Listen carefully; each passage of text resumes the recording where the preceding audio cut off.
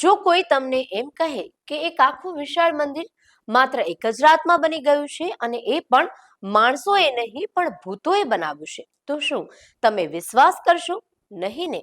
પણ આજે હું તમને જે બતાવવા જઈ રહી છું તે જોયા પછી તમે પણ વિચાર કરશો. જી હા, આજે વાત કરવી છે કાકનમઠ મંદિરની, જ્યાં પથ્થર પર પથ્થર માત્ર હવામાં ટકેલા છે. કોઈ સિમેન્ટ નહીં, કોઈ સપોર્ટ નહીં, જાણે કોઈ અદ્રશ્ય શક્તિએ એને પકડી રાખ્યું છે. કહેવાય છે કે આ મહાદેવના ગણો એટલે કે ભૂત પ્રેતોએ બનાવેલું મંદિર છે.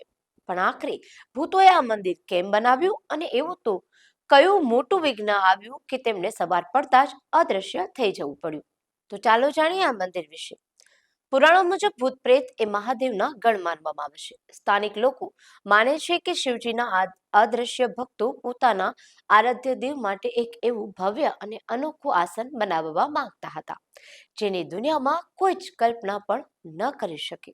પણ તેમની એક કડક શરત હતી: આ નિર્માણ કાર્ય માત્ર ઘોર અંધકારમાં જ થવું જોઈએ અને કોઈ જીવિત માણસની નજર તેમના પર પડવી ન જોઈએ.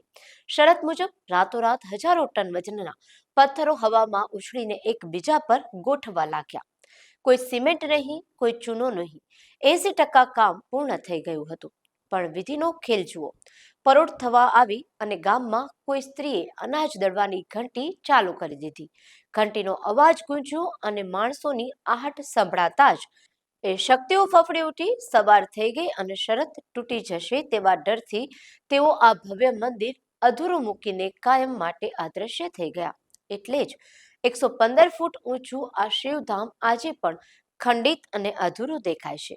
મોટા મોટા એન્જિનિયરો હેરાન છે કે સિમેન્ટ વગર માત્ર પથ્થરોના સંતુલન પર ઉભેલું આ મંદિર હજારો વર્ષોના વાવાઝોડા અને ભૂકંપમાં પણ નીચે કેમ નથી પડ્યું? શું આ ખરેખર એન્જિનિયરિંગની કમાલ છે કે પછી આજે પણ શિવગણોની એ અદ્રશ્ય શક્તિઓએ આ પથ્થરોને પકડી રાખ્યા છે?